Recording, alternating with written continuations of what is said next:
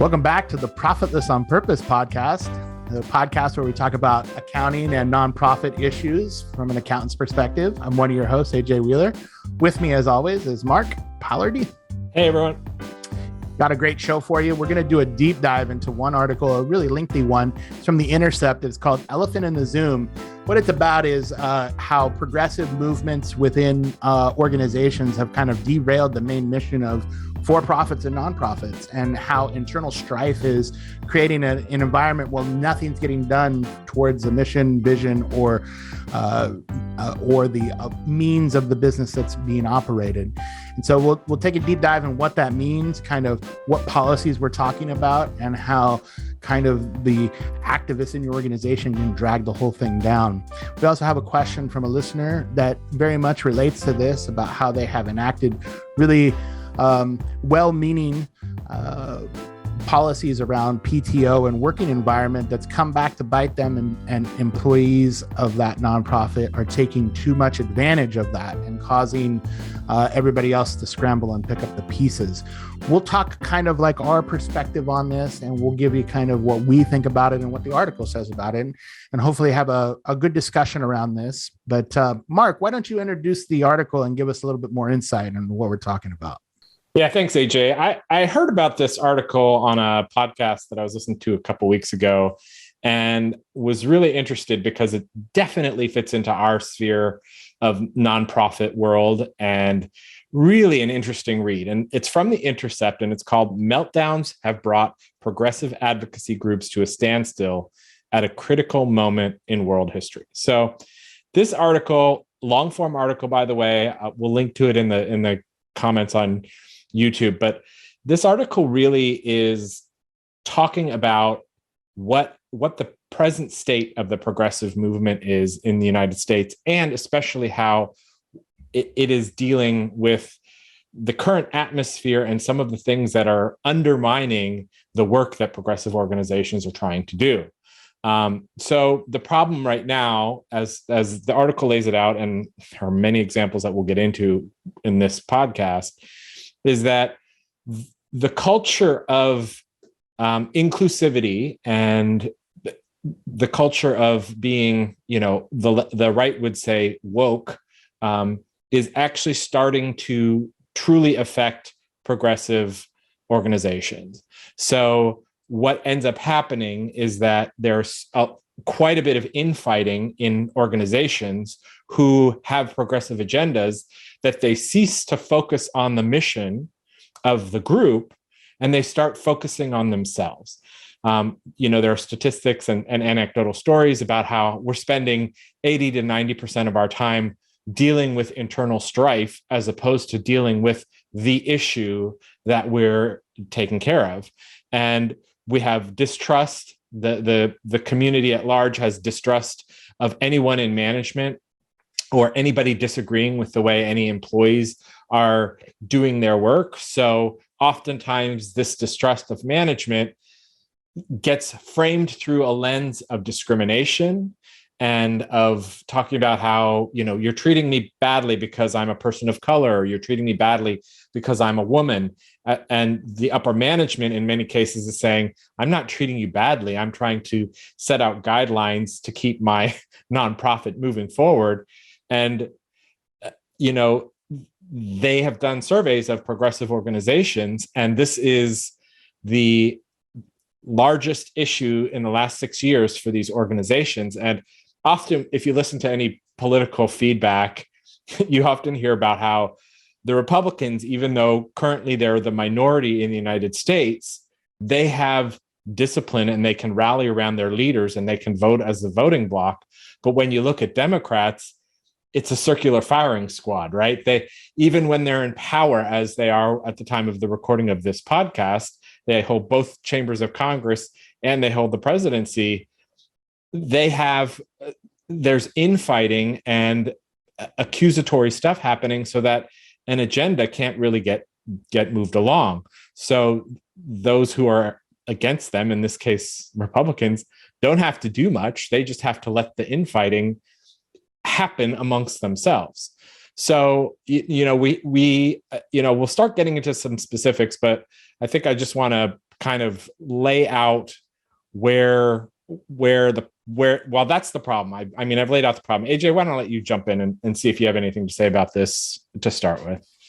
Yeah, I think it was interesting because anecdotally, I've seen this in my work with nonprofits, and I think it's slowly slipping into corporations and for-profits in a way, but I think from like the outside looking in at this, I've seen some cracks in that. Like, I think best intentions or kind of those policies that have been enacted to try and make an organization more diverse and more inclusive. And, often we talk about DEI or diversity, equity, and inclusion training.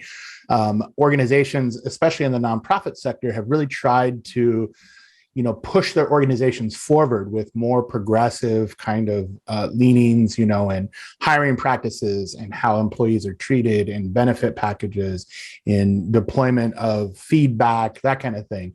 And what I think people have found, and what the article is kind of relaying that I've seen from an anecdotal standpoint, is that some of this kind of lessens the hierarchical or the kind of structure behind a business or a nonprofit. And where it breaks down is when people are emboldened to try and take advantage of that, or to use it to their own advantage, or to cry foul if something goes wrong where it's not necessarily their fault. It's systematic racism, or it's not understanding where these people are coming from, where an employee is coming from, and how they need to be treated differently than everybody else. So I think, keeping that in mind as we go on, kind of laying out the article, I think just kind of putting it in that perspective, I think is good and I also want to state that I don't think that, companies or organizations should abandon trying to become, more diverse and more inclusive, because I really think like a diverse group of people, you're going to get really good suggestions from people that think differently, and out, instead of just a hive mind of thinking the same way. You really get, in my experience in business and in personal life, a different perspective is always good, but we need to make sure that diversity isn't just a checkbox of somebody's skin color or sexual orientation or anything like that, that it's a diversity of thought as well. And so I think maybe some of that's been lost in this DEI kind of training and movement that's been going on. Yeah, AJ, I'm going to jump in here because I think this is a super important point that we triple underline here. We on this podcast are not saying that things like systemic racism doesn't exist, right? Or that there isn't a need for diversity, because that's a tactic that companies will use. Well, look at how it's screwing up the progressive organizations, so let's just dump all the DEI and let's dump all the diversity, because that just creates havoc and chaos. No. I think what we're trying to point out is where those issues are scapegoated, right? Where there might be a disagreement between management and employees, which there have always been at organizations, but now the tactic, the habit of the employee is to cry foul, is to cry racism, is to cry, inclusivity or disability rights or whatever, and almost forcing management to kowtow into whatever wishes employees have, for fear that the organization will be branded as something that inherently they're just trying to fulfill a mission. So sorry, I didn't mean to interrupt you, but No. I think that's a super important point to make. The second point, though, I also really want to point out is AJ and I are two white guys here on a podcast talking to you about effectively woke culture. So we are aware of that. We're not trying to dismiss that in any way, shape, or form. And, we welcome comments and feedback from anybody. And, if you think we're way off base, that's great. But I welcome you to read the article, because there are a lot of different people represented, including people of color, people of different sexual orientations, lots of diverse people who see the same problem. And it's often just a management versus an employee, conundrum for them, as opposed to anything to do with any of these specialized groups.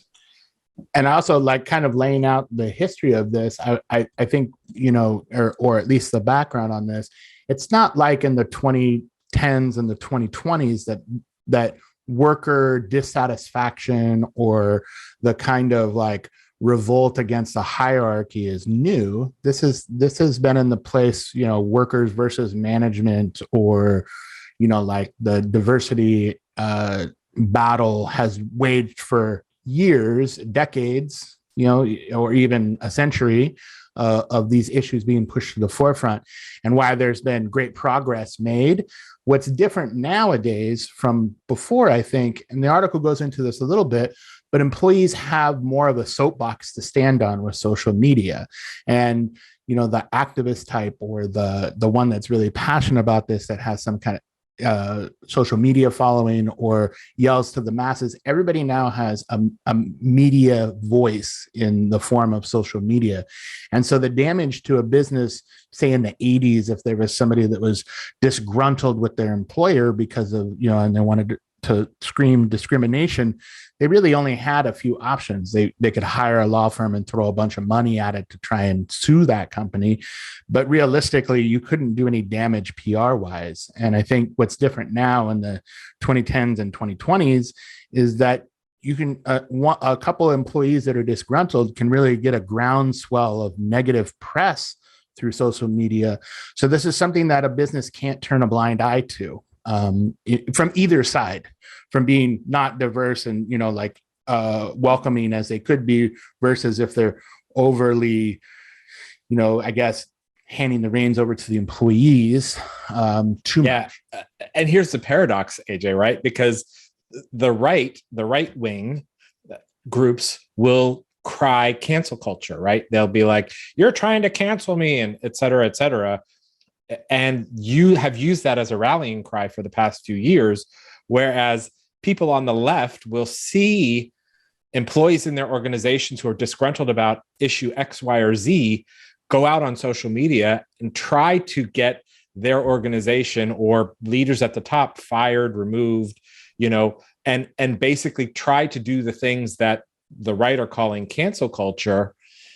And the left don't want to say anything about it because then they're just giving Fox News talking points, right? So they're in this like paradoxical place of, I see this happening within my own organization, but I can't call it out for what I think it is, lest then the pile-on happens. Well, now you're taking the right-wing talking points. And it's problematic, right? Because what do? I mean, we have an example later on about what an organization did successfully do to help countermand this.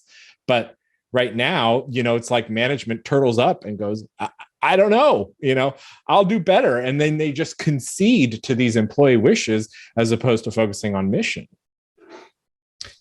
Yeah. And I think we can talk about this more, but really where I lie on this, and I think the root of the problem is the extremes at either end of the spectrum. Most people probably fall in the middle, where they do believe that there's some problem of diversity, equity, and inclusion that needs to be solved, but they don't see that in everything. Like if you're looking at the far progressive side of the scale, like somebody that's a real hard left person, racism and sexism is everywhere, in everything. And I think for most Americans, regardless of where you are on the political scale, unless you are on a hard right or left side, that just doesn't seem true in everyday life, that it's everywhere in everything. And I would say that the opposite of that it doesn't exist at all. This isn't the 1940s anymore. This is modern America, where there's no racism and there's no inclusion or diversity problems, doesn't ring true either. And I think the vast majority of people that swing in the middle somewhere don't, kind of agree with that, but often those voices are lost because they're so moderate. And so I think looking at this article through that lens might lead us, I think, to a more reasonable outcome in these situations. 100% agree with that. I think, it's not my place to say whether somebody has had an issue with, racial stereotyping or problems of racism in their workplace, because I'm not one of a racial minority in most places in the world where it's or in America, I should say, where it's problematic for me. So I can't speak to somebody else's experience, but I can see where somebody might be using that to scapegoat, where there may be a racial problem or there may not, but it's an easy fix to point to that. But let's talk about some companies, give some concrete examples of some things that are happening in, right now in modern world at some companies. And the first one I want to talk about is the ACLU, right? The American Civil Liberties Union, where we can, pretty much anybody listening to this, I'm sure if you're in the US, has heard of the ACLU. And they have for decades stood strong fighting against any oppression as related to the First Amendment, right? They are proponents of free speech. And back in the 80s, 70s, 80s, they were really standing up. It didn't matter what position you took. They were standing up and saying, your free speech rights are your free speech rights. And so that's their mission, right? They want to make sure that people aren't being put down based on their First Amendment rights. And so Charlottesville happened a few years ago where there were, white supremacists who came out and marched and rallied. And the ACLU was in a real conundrum because they wanted to allow people to have their free speech rights and people's right to protest. And people in the organization said, no, this is beyond the pale. This is, inciting violence. This is encouraging white supremacy. And I'm not going to take a stand on these things today, but the ACLU found themselves in a real conundrum of a place. Sorry, I keep using that word today, but they basically had to dial back what their mission was and said, and I think somewhere I have a quote from them, but they effectively said, we're going to dial back on free speech. And dialing back your defense of free speech and making it conditional all of a sudden brings your mission and what you value into question. So how do you focus on that? And where does the slippery slope lie? White supremacy, pretty clear you don't want to take a stand for white supremacy. But if the ACLU is taking a stand for First Amendment rights and those contradict that, what's going to be more important to them? And where does the slippery slope end, right? White supremacy, I think it's pretty easy for us to say here on the podcast, white supremacy bad, right? But I don't think it's easy for us to say First Amendment rights should go out the window if you have a belief I don't agree with. So, as that slippery slope starts to fade, the ACLU starts to be seen as a political organization that is kowtowing to one side or the other.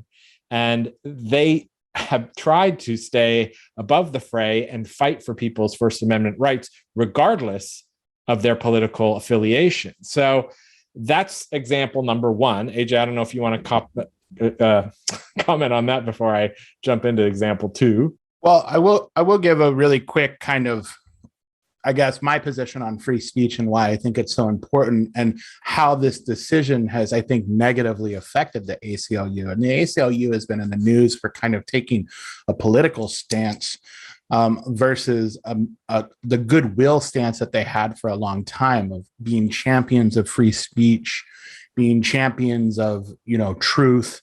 And I think when they dialed back the free speech part, here's the deal. Free speech is there because ideas need to be shared in public. So if they're a bad idea, it can be presented in public and people can counter that point and understand where somebody is coming from, even if it is a white supremacy or anything else that could be labeled as what, like defending people from hate speech or whatever. Really, you have it's all or nothing, because once you start excluding one thing, you can make the argument to exclude another thing. And then those ideas and that free speech thing becomes under the surface and they fester and are not allowed to see the light of day and be ridiculed for what a bad idea it is, or to steer that thinking somewhere else and show somebody why that's bad. And that's just the stance that I take on free speech, is that I think it's, what was the line, the Dave Chappelle line, the Second Amendment's there only in case the first one doesn't work. I think that free speech is the cornerstone of America, and it's what's made America so powerful and great over the last, however long the US has been around, and I think that's a value that's worth upholding. Like you may not agree with what somebody's saying, but you need to stand up for their right to say it. And the reason why is so that these ideas are in the public discourse, they're out in the open, and they're not an underground secret, that festers without any kind of opposition in an echo chamber. Yeah. And I think the mission creep, the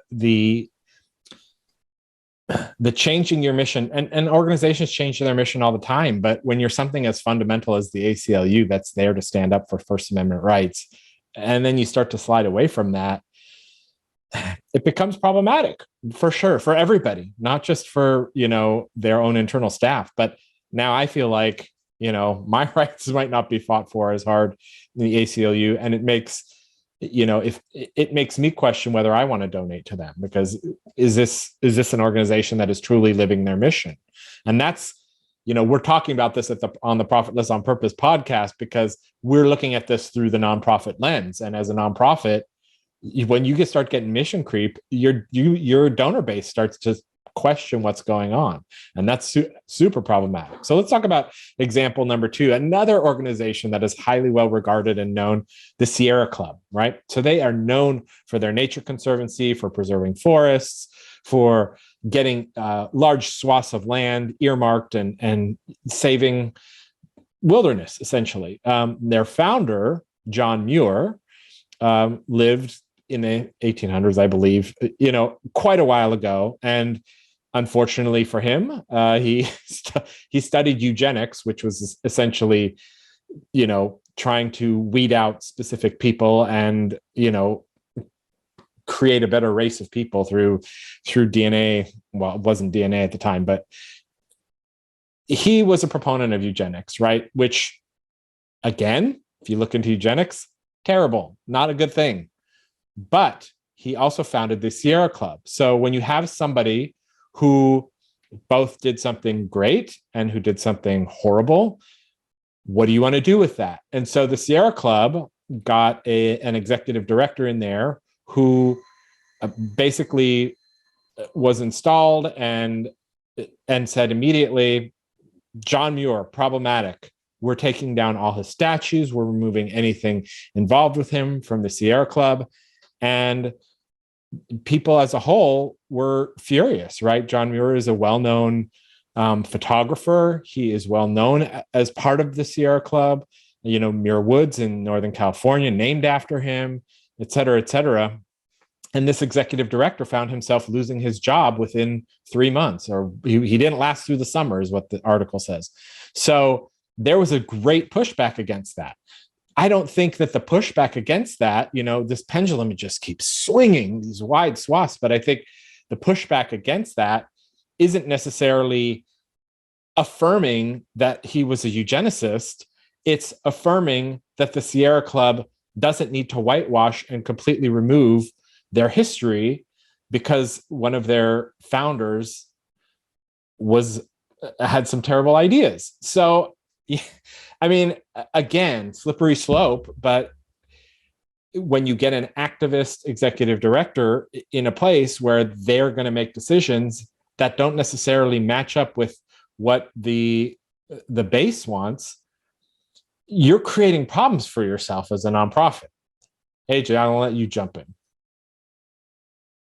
Oops. Yeah, I think that's a good point. I think, it's very hard, especially if you're a young person, say in your 20s or, late teens or something now, to look back at somebody that was born in the 1940s or 50s and try and reconcile what they thought on different issues, given the lens of America back then. I remember, I don't know, it was a couple of years ago, John Wayne is trending on Twitter. I'm like, why is John Wayne trending on Twitter. This guy's been dead for however many years. You know, he made some Western movies that probably in today's social light wouldn't be good, but well, why is he? And they're referencing a Playboy article, a magazine that doesn't even exist anymore from the 70s, in which he said what would now be viewed as pretty problematic statements. And if you look, John Wayne was born in like the 20s, and he actually was married to a Hispanic woman in California.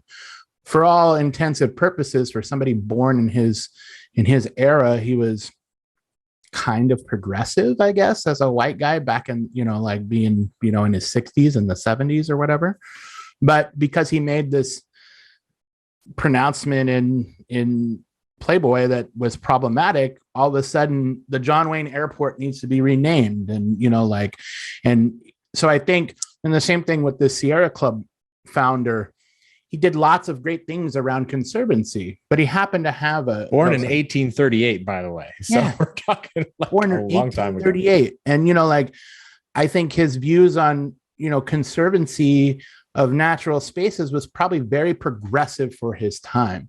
The fact that he held an alternative view about, say, eugenics, I think needs to be viewed in the context of the time in which he lived. Of course, in 2020, that's an abhorrent point of view to have, but do you throw the baby out with the bathwater? Do you take down the Lincoln Monument because he was, definitely against, freeing slaves in the first part of his presidency, but changed his mind later? Where does it stop? How can you look at somebody in a historical context and realize that, yeah, they had some really great ideas, but maybe not so great ideas? And I would say the same thing holds true these days. Everybody that cries a foul on Twitter, if they were to turn around and look at their entire life, especially if they're in their 30s, did they say something that would be considered problematic in their teens? I think everybody has the chance to do good and bad. And, you need to look at the overall body of work somebody has done, or the overall body of work in relation to the time that they live, to be able to understand. If we were to, follow this through to its natural conclusion, everybody that started something would be, taken down because they probably had a point of view that nowadays would be considered racist or problematic. So I think understanding this and understanding it from a historical context and really putting that into place, and then realizing where your organization, what lane it sits in.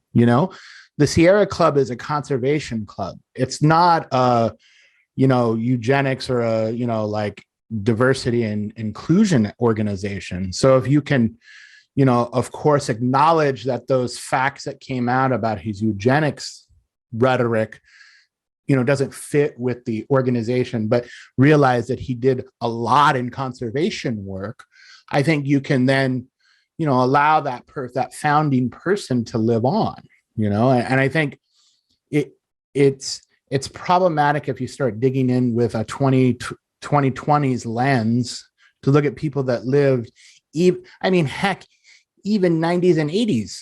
Joe Biden said outrageous things in the 80s, yet he's held as this, upheld as a progressive Democratic president. So, it kind of, the more you look, the more you'll find something wrong everywhere. If you look historically at what's considered taboo today versus what was considered taboo in the 80s, what was considered taboo in the 50s, I might take issue with Joe Biden being a progressive president, but he ain't no Bernie Sanders. He's a Democratic nominee and he's president, and so.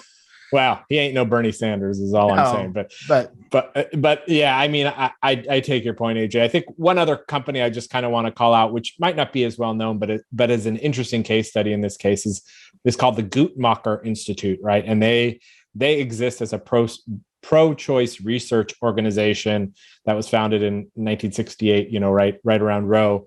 So I think that we don't need to necessarily get too deeply involved in what they do, but just as a point of fact for the current times in which we're finding ourselves in, right, where Roe versus Wade was just recently overturned, the Guttmacher Institute was an organization that rallies to create pro-choice opportunities, but they had so much infighting that we have been discussing on the podcast, where there's been so much infighting between management and employees, with people accusing others of racism and sexism and homophobia, et cetera, that they have been spending large 90% plus swaths of their time on internal conflict. And then all of a sudden, even with 3 months notice that this ruling was coming down, they found themselves flat-footed. And when asked to perform and be performative, right, in one of the most pivotal points in history for a pro-choice organization, they didn't have the capacity to do it. And basically their response was, well, this is a terrible ruling, and we'll get to it as soon as we fix our internal issues. Oh my God. If you're a nonprofit and this is your mission, all your donors have just said, see ya, right? People are not up for your organization having to figure its shit out, excuse my French, while you are off not completing one of the biggest tasks you're tasked with. It doesn't matter to me which side of the abortion debate you fall on this. I mean, obviously I have my own personal feelings. We're not getting into that. But if you're a mission, I don't care what your organization is. If your mission is a specific thing and you can't even fulfill it because of the nature of internal strife, it's just ridiculous. So yeah, I don't know. That one struck home. I'm like, come on, people. I actually worked with a client, a nonprofit who does like rehabilitation for addicts. And they had a sister organization that was a fiscal sponsor that spun off into their 501c, their own 501c3. What that organization did was it provided housing resources and drug treatment plans for at-risk youth, especially in the LGBTQ plus realm. Had a very young executive director in her late 20s, and thought it would be a good idea to hire activist types to be service providers, because they would connect with these youth, this at-risk youth population that was what ended up happening is exactly what they're talking about in this article, was that these activist types, and two in particular, really dug their heels in. In fact, one of them wouldn't even speak to the executive director or the HR director until they denounced white supremacy, and it was a real contentious type of situation. And they were asked repeated times not to have their cell phones out during meetings with these at-risk youth for various reasons. They were a slight medical provider, so there's HIPAA things. There's at-risk youth, people under the age of 18 that are vulnerable, and having a cell phone out that could be recorded or videotaped, and that's why no cell phones were allowed. The response to this was the reason that they were being singled out was not because they had their cell phones, but because that they were different, or a person of color or something like that. What ended up happening, this was so deeply ingrained, the HR provider, they were a very small organization, so they had outsourced HR. Their outsourced HR department was, you have to fire these people. They're derailing the entire mission behind what you're doing. The two in question had a significant enough social media following that said if they got fired, they were going to go to their social media accounts and cry a foul because of racism in the organization. What actually ended up happening is very sad. That organization closed, and that resource for the LGBTQ plus vulnerable population that was also addicted or had addiction problems had to be funneled somewhere else. And those type of resources for that population is very small, even in the Portland area. And what happened was, because of these two activist types that were hired to deliver services, those services are no longer available. And so what I've been hearing from the inside is people are more looking at not hiring an activist type and hiring more middle of the road mission and delivery of service, like motivated people, than this really far leaning left or right ideological types that come in thinking that they're going to serve the mission of the organization by overturning internal structures. So I really see this, coming to fruition. And I think nonprofits are kind of like the barometer for this. I can see this seeping into for-profits as well. But I think, the real watermark here is the nonprofits, because you're really dealing with a grassroots type of activist base of employees that that is this type of work is attractive to. Yeah, and a couple of points I want to make on that. The article also mentions that Bernie Sanders' political campaign, who we just mentioned, he's as progressive as they come, and they asked him in the later stages of his campaign, what he's doing, and he has told his hiring staff, stop hiring activists, right? Because they're there to stir it up, but they're not there to actually get the work done and to actually be boots on the ground. They are more interested in stirring up, but they might not have the management skills to actually take an organization to the next level.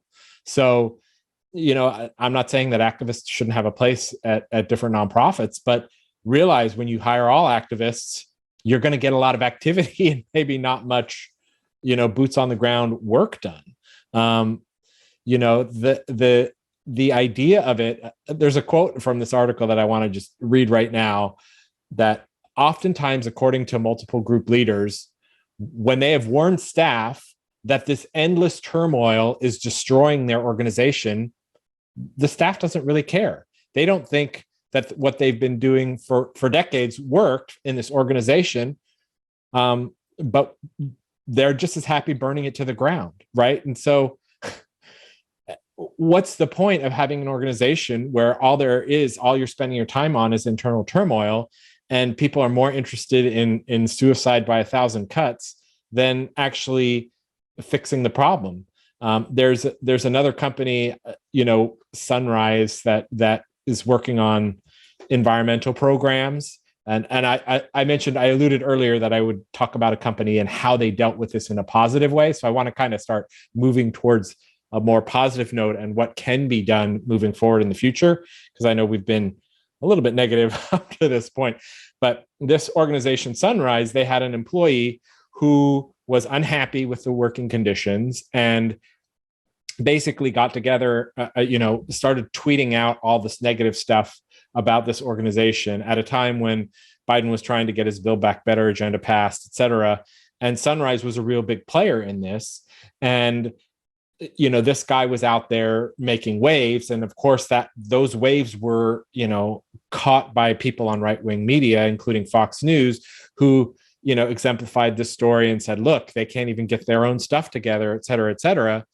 And so instead of burying their head in the sand and saying, we're not going to do this anymore, or we'll kowtow to this employee's wishes, the head of the organization took to Twitter and said, hey, Alex, which was the guy in question who was bringing up all these issues, we love you, man, but we've been trying to contact you for weeks. And the reason you got fired is because you haven't shown up for work.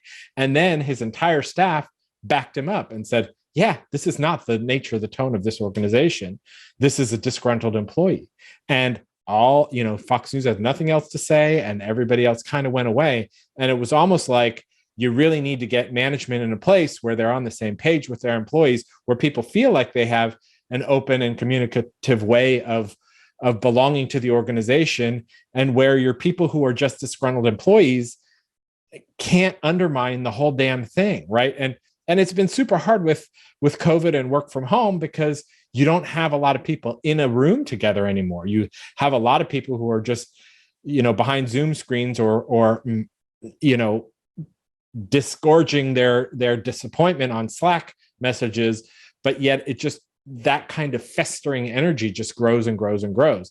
So, think about it as an organization. What is your culture, and is your culture fixable, right? Do you need to start thinking about how you can move back to what your mission really is, and kind of, get some of this toxicity out of the mix? Yeah, I think we talked earlier about, I kind of started this conversation off talking about the real problems are on either extreme, and most people lie in the middle. I think the same is true when you're talking about an organization that's trying to implement some of these DEI initiatives and everything, and aren't an organization that are focused on DEI. Meaning, if you're a nonprofit that say houses the homeless or feeds, the hungry or whatever that may be, you need to make it clear to your employees that although you're working to create a more diverse and inclusive and equitable working environment for everybody, the main mission of our organization is XYZ. And although we're working towards this, none of this happens overnight. And so I think there's something called recency bias in sports, where people pick a winner and a loser based on the most recent outcomes, and they tend to forget about stuff that have happened before. I think the same thing is true when we're talking about how an organization changes and ebbs and flows with diversity, equity, and inclusion. If you were to look at an organization and what their hiring practices were, or how they talked about inequalities in the workplace 30 years ago, and now today, you would see a large movement of moving towards a more inclusive and diverse workplace. If you look at it in the last 2 months, you may not see much movement at all. And I think it's important that people understand these things take time, they take resources, not just money, but manpower to move these ideas forward. And at the same time, you're working on that internal goal of creating that more inclusive environment.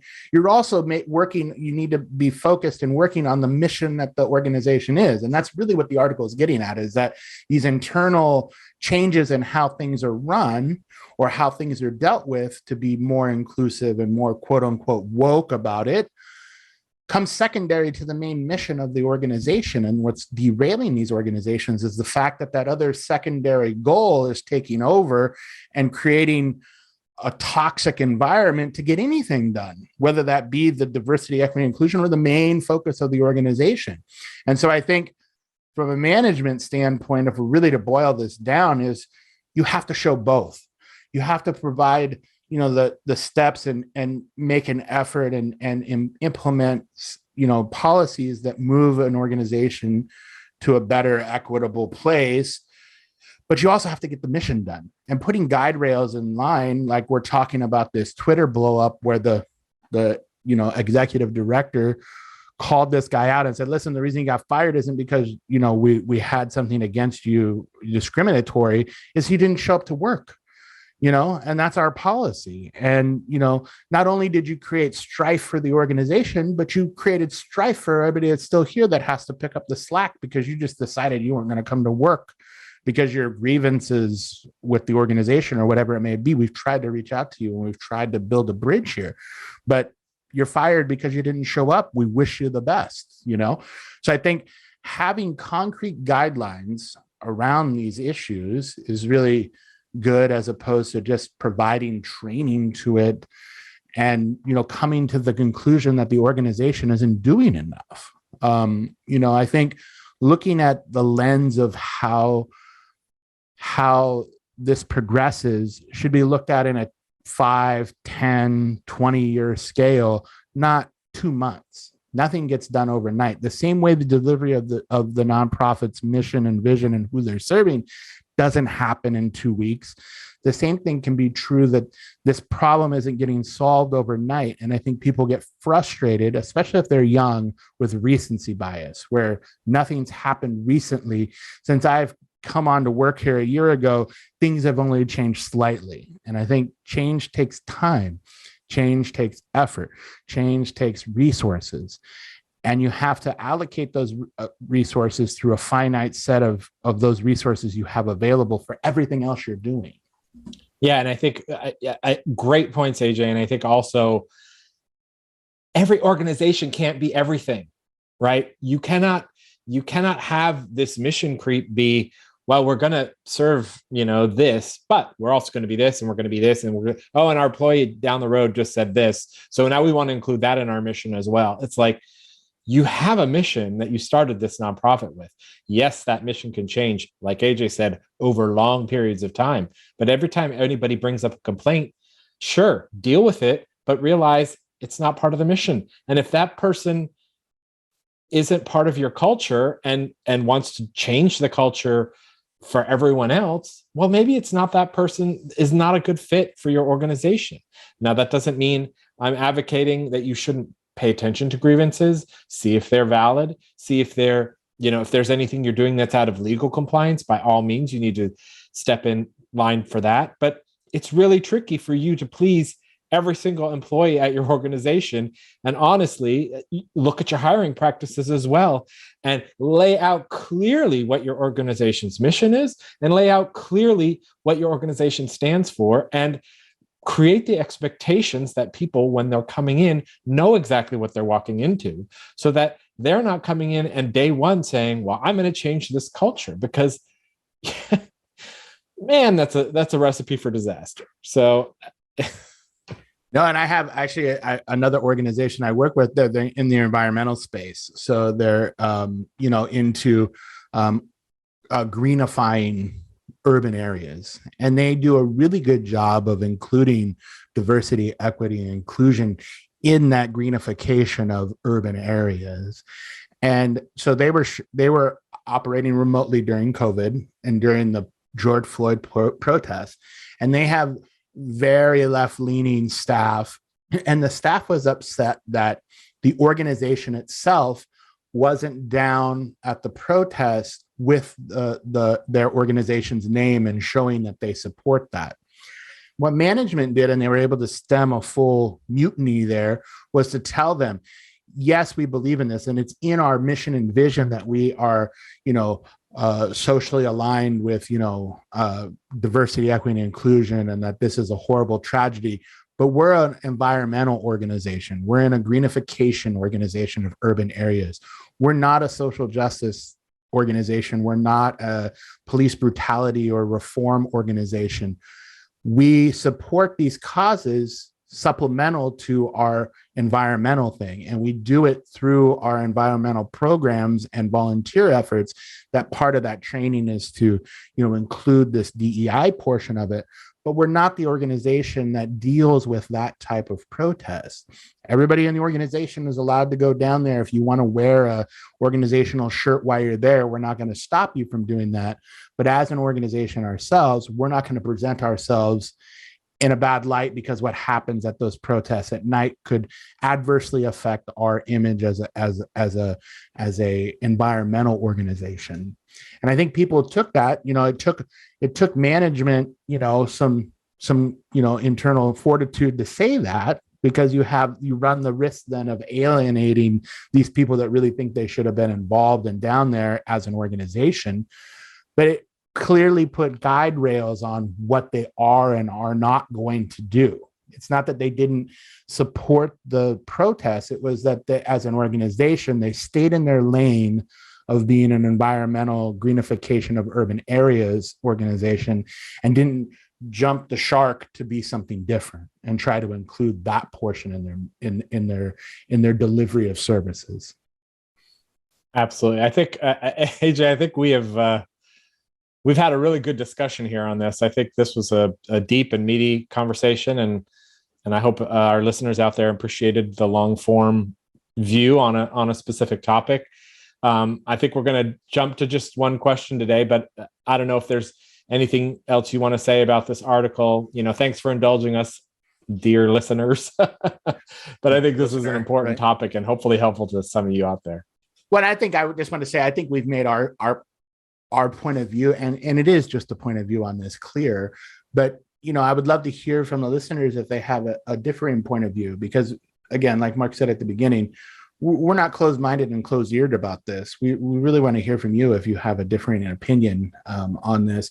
But I think it's important, and just to reiterate, and I think this question that we have coming up will help reiterate it. So let me pose the question that a listener sent in, and that I think it relates to this article. So the title is, I'm regretting the work culture that I helped create. And so this is a director of a very small nonprofit. They have about 3 staff, which includes this executive director.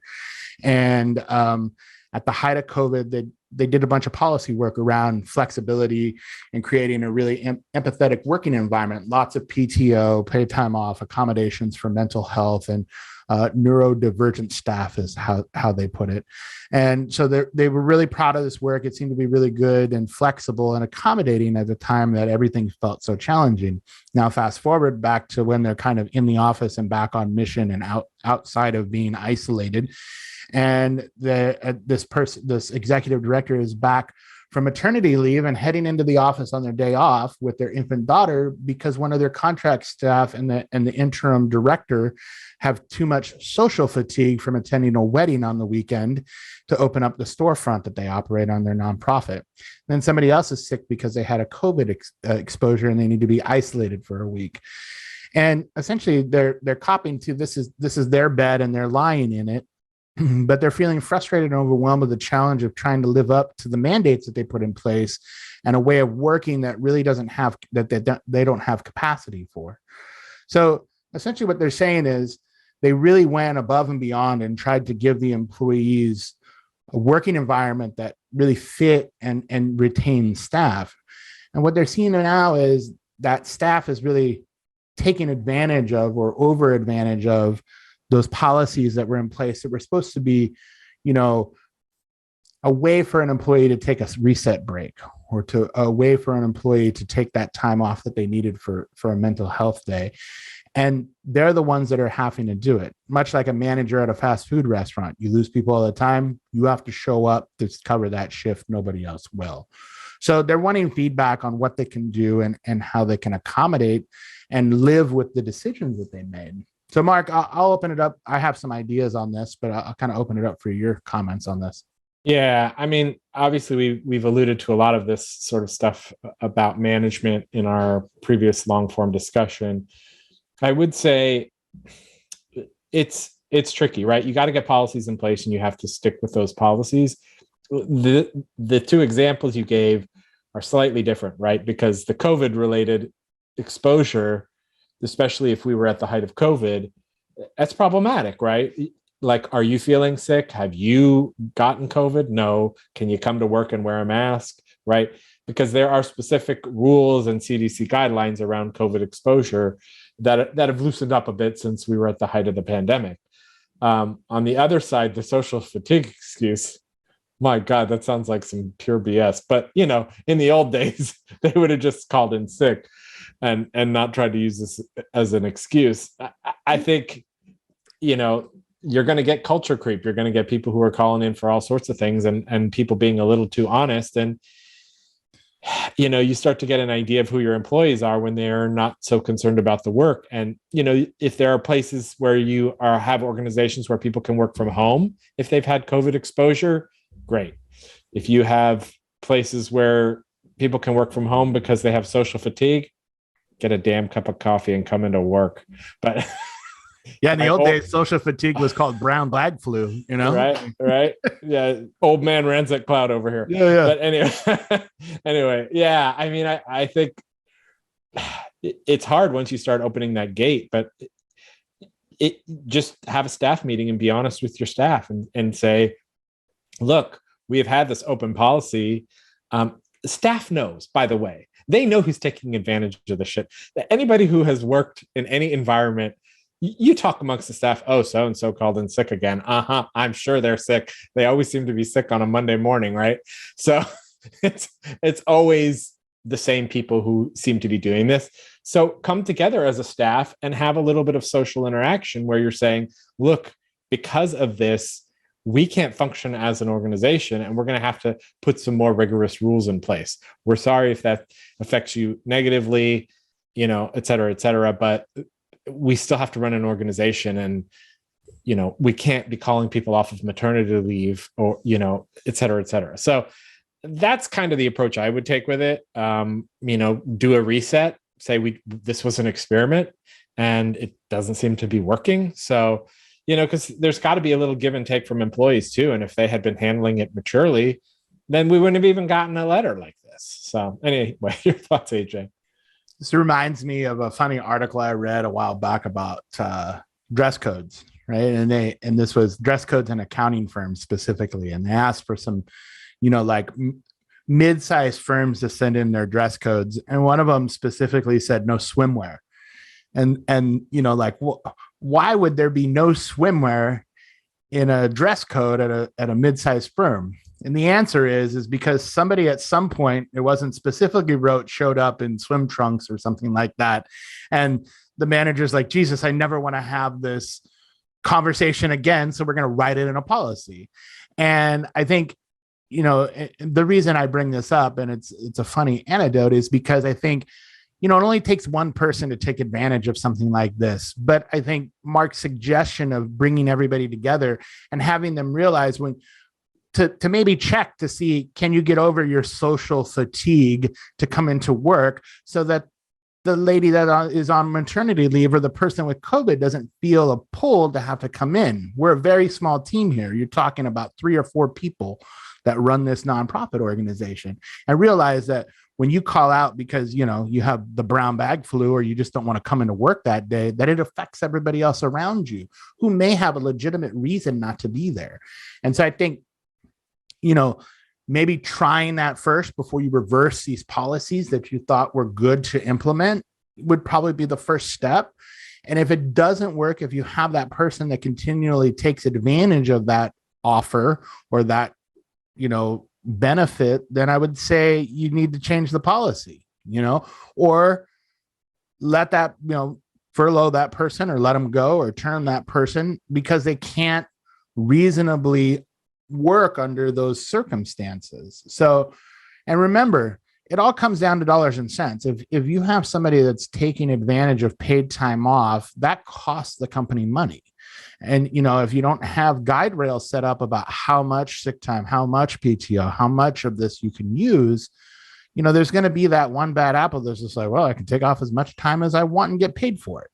So, and in the end, the organization has to cover that cost, and you're working with a finite amount of resources. So I would say trying to put some guide rails on those policies is best, and seeing if you can't come to an agreement, a working agreement with everybody that's on staff would be the first thing to do.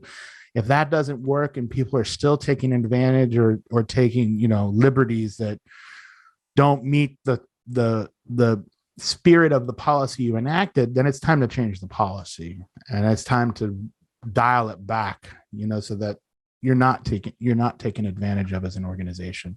All right, I think we've had a juicy discussion today, Jay. A lot of food for thought for both myself and for the audience listeners out there. We really appreciate you being with us. Let us know if you enjoyed this kind of different long format. We can throw these in every once in a while if we find a topic that's worthy of longer discussion. We certainly entertain that. As always, feel free to tweet us at ProfitlessPod on Twitter, or leave a comment in the YouTube section. Again, on behalf of AJ and myself, we really appreciate you being here, and we'll see you next time. Thanks, everybody.